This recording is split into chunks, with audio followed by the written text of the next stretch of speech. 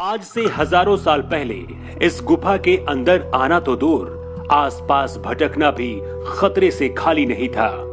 यह जगह हिंसक जानवरों और राक्षसों का घर हुआ करती थी।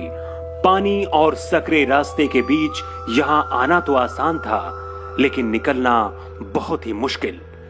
लेकिन फिर यहाँ कुछ हुआ कि अब एक राक्षस को भगवान की तरह लोग पूजते हैं। यहाँ आने वाले लोगों में आस्था है कि इस गुफा में चमगादड़ की तरह उल्टा लटक रहा मयंक नाम का राक्षस यहाँ आने वाले लोगों के पाप खाकर अपनी भूख मिटाता है। इससे पहले इस राक्षस की खटखटा चोर और माता सीता से जुड़ी कहानी विस्तार से आपको बता दें कि यह जगह मध्य प्रदेश के सतना जिले में है। अपने 14 साल के वनवास के दौरान भगवान श्री राम यहाँ चित्रकूट धाम में ठहरे थे। चित्रकूट धाम से करीब 15 किलोमीटर दूर यह गुप्त गोदावरी गुफा है, जहाँ पूरे देश भर से लोग इस राक्षस के दर्शन और अपने पाप खिलाने के लिए पहुँचते हैं। कहते हैं कि देवी गोदावरी चित्रकूट में गुप्त रूप से प्रकट हुई थी ताकि वह भगवान राम के दर्शन कर सके, इसलिए इस स्थान का नाम गुप्त गोदावरी हो गया। गुप्त गोदावरी की गुफाएं यहाँ आने वाले पर्यटकों के लिए सबसे आकर्षण का केंद्र हैं। गुप्त गोदावरी में 2 रहस्यमयी गुफाएं हैं। इनमें से एक बड़ी और दूसरी छोटी गुफा के नाम से जानी जाती हैं। जब आप बड़ी गुफा के अंदर घुसेंगे तो आपको यहाँ बहुत खामोशी महसूस होगी। यह गुफा सूखी हुई है, यहाँ आपको पानी नहीं मिलेगा। जैसे जैसे आप गुफा की आखिरी छोर में पहुंचेंगे, खामोशी और सन्नाटा दोनों बढ़ता जाएगा। वहीं जब आप दूसरी गुफा में घुसने के लिए पहुंचेंगे तो आपको यहाँ भरा हुआ पानी मिलेगा। यहाँ जब आप इस गुफाओं को गौर से देखेंगे तो आपको और भी ज्यादा विचित्र लगेगा। जैसे जैसे आप अंदर की तरफ बढ़ते जाएंगे, पानी हमारे घुटनों तक आ जाएगा। यहाँ आपको एक अलग तरह का रोमांच महसूस होगा। गुफा के अंदर घूमने पर आपके पैरों में जहाँ पानी नहीं है, वहाँ भी आपको पानी का एहसास होगा। इसके पीछे का क्या राज है, किसी को नहीं पता।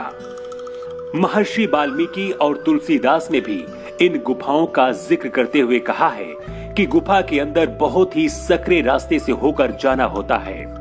इस रास्ते से एक समय में सिर्फ एक व्यक्ति ही निकल सकता है। अंदर जाने में गुफा बड़ी होती जाती है, जहां आखिर में आपको धनुषकुंड नाम का झरना भी मिलेगा। यहाँ आपको कई छोटे छोटे मंदिर दिखाई देंगे। हर मंदिर का अपना एक अलग इतिहास और कहानी है।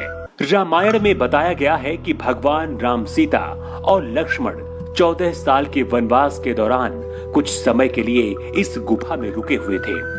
कहते हैं कि एक दिन माँ सीता स्नान जब कर रही थी, तभी इस गुफा में रहने वाले मयंक नाम का राक्षस आया और उसने माँ सीता के कपड़े चुरा लिए। इसकी खबर जब लक्ष्मण को लगी तो उन्होंने मयंक राक्षस का वध करके यहाँ चमगादड़ की तरह उल्टा लटका दिया।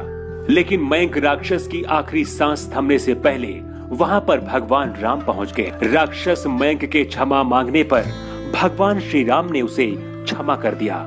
जब मयंक राक्षस भगवान श्री राम से कहता है कि अब वो अपने भोजन का प्रबंध नहीं कर पाएगा, तो भगवान राम उसे वरदान देते हैं कि जो भी मेरे भक्त इस गुफा में आएंगे, उनके पाप खाकर तुम अपनी भूख मिटा लेना। कुछ लोगों का कहना है कि इस जगह पर अभी भी मयंक राक्षस रहता है।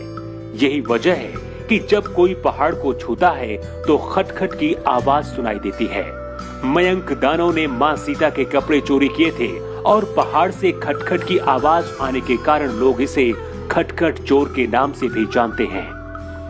लोगों में यह भी आस्था है कि यहाँ आकर दर्शन करने वाले श्रद्धालुओं के घर में कभी चोरी नहीं होती।